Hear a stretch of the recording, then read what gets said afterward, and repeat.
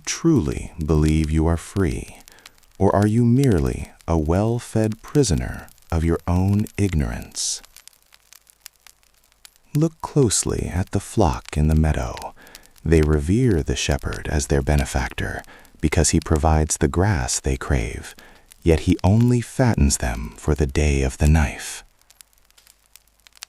Humans, in their infinite simplicity, are always drawn to what they wish to see, rather than the cold, hard reality of their situation.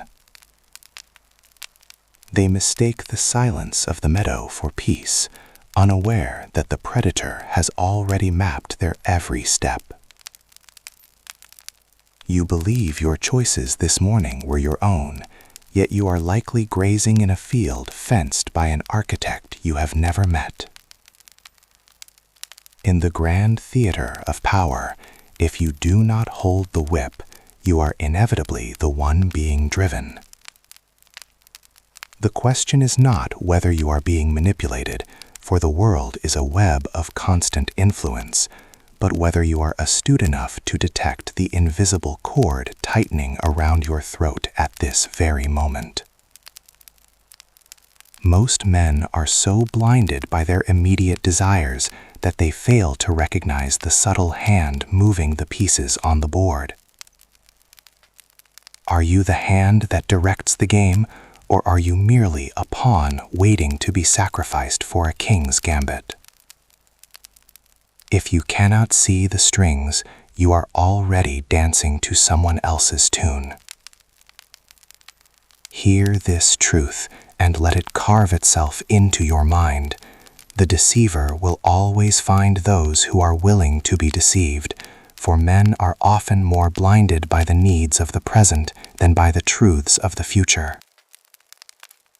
Mankind is a fickle species, ungrateful and eager to fly from danger while chasing the smallest profit. Because they judge more by the eye than by the hand, they are easily snared by the appearance of virtue and the promise of salvation. They will step into the cage willingly, provided you paint the bars in the color of their own vanity. To master the dark arts of the mind is to understand that the victim's own hunger is the most effective bait. Cast aside the delusions of the sanctuary. Manipulation is not a vice of the soul, but a neutral instrument of survival.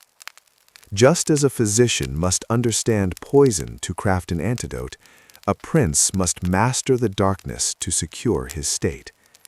I shall teach you to become the fox, to recognize the snares laid in your path, and the lion to terrify the wolves that linger in the shadows. Mankind is inherently vulnerable, because men almost always choose to view the world as they wish it to be, rather than accepting the cold, jagged reality of what it is. Those who cling to imaginary virtues in a world populated by the unscrupulous will inevitably find themselves ruined.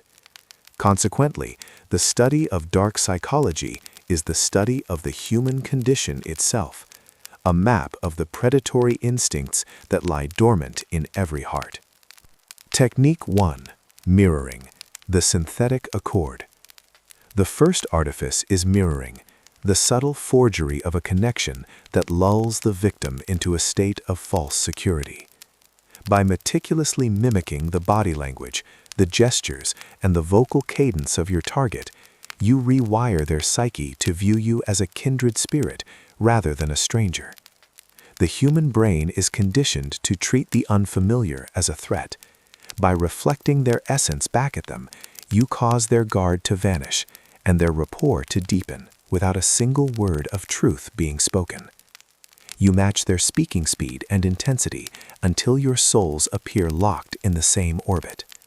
Mirroring is the most refined of masks. An enemy will never suspect a blow from a face that looks identical to their own. Technique 2. Gaslighting and distortion, the erasure of reality. We move now to gaslighting and distortion, where the truth is not merely hidden, but systematically unmade. By distorting facts and poisoning the well of memory, You force the victim to doubt their own perceptions and sanity. They wander lost in a psychological fog of your creation, eventually surrendering their autonomy to you as their only reliable source of reality. A skilled manipulator ensures that the victim feels irresponsible or irrational for trusting their own senses, thereby placing the entire weight of their existence into the manipulator's hand. He who masters the perception of the masses is the true architect of both law and truth. Technique 3. Triangulation. Divide and rule. Observe finally the art of triangulation, the strategic sowing of discord through a third party. By introducing a new element into a relationship, you foster an environment of competition, jealousy, and profound insecurity. This maneuver deflects attention from your own designs, as the subjects become too occupied quarreling to death over your favor to ever consider a rebellion against your throne. Discord is the prince's greatest ally. A divided house is a house that cannot stand against the one who controls the cracks. A wise prince keeps his factions in a state of perpetual suppressed struggle, ensuring they are far too busy devouring one another to ever look toward the heights of the palace. Etch these words into the obsidian of your mind. Do not strive to be loved, for love is a bond of obligation that men break whenever it serves their petty interests. Instead, ensure you are feared. Love is a fragile thread that snaps at the first sign of hardship, but the dread of punishment is a shackle that remains eternal and unbreakable. He who founds his power on the affection of the many builds upon the shifting sands of the tide. But he who rules through fear holds the very reins of the human heart, for men are more likely to offend one they love than one they dread. Imagine, if you will, the power of clarity in a world of shadows. Picture yourself entering a room and, within a single glance, perceiving the jagged truth beneath the polished masks of your peers. While the vulgar are captivated by what things seem to be, you see the trembling hand of the fearful, the calculated hunger of the greedy, and the hollow ring of the liar's vow. To master the dark arts of the mind is not to embrace wickedness for its own sake, but to forge a shield against the treachery of men. It is the ultimate liberation, the ability to shatter the invisible shackles that others seek to bind to your feet while you are yet sleeping. He who understands the internal gears of the human machine is no longer a slave to its whims. He becomes the architect of his own reality. History is written by the resolute, never by those who merely intended to do well, but lacked the stomach for the journey.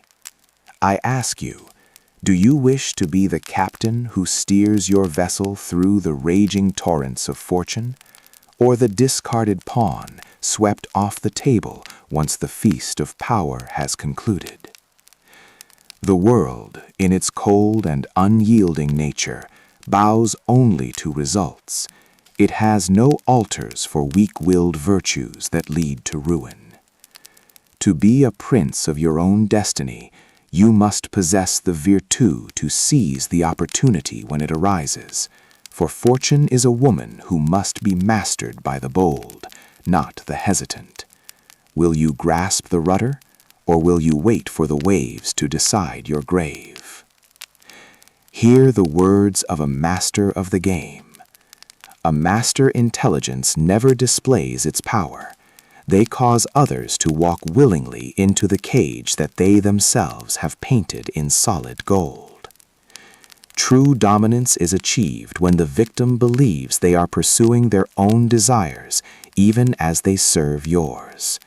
By cloaking your designs in the appearance of benevolence and integrity, you ensure that the many will defend your majesty, for they judge more by the eye than by the results, until it is far too late to rebel.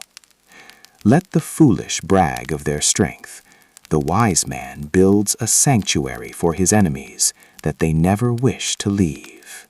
We arrive, finally, at the heavy gates of practice. To possess the map of the human mind is one thing. To navigate its treacherous terrain without falling into its pits is another entirely. First, you must adopt the art of cold observation. A prince who is a slave to his own passions is a prince who has already surrendered his crown to the first flatterer who crosses his path. You must maintain a rigorous emotional detachment, looking upon the tears and smiles of men as a scientist looks upon a chemical reaction. Most men judge by the eye and the surface, but you must judge by the intent and the gears beneath. By observing without feeling, you perceive the exact moment an ally's loyalty begins to shift toward their own interest. Second, learn to use kindness as a bait. Do not squander your benevolence in a single roaring flood. Rather, banish the memory of old injuries by granting new favors. Benefits must be conferred little by little, so that their flavor may last longer and create a perpetual state of hunger and dependency. A master manipulator knows that to appear merciful, faithful, and humane is far more effective than actually being so.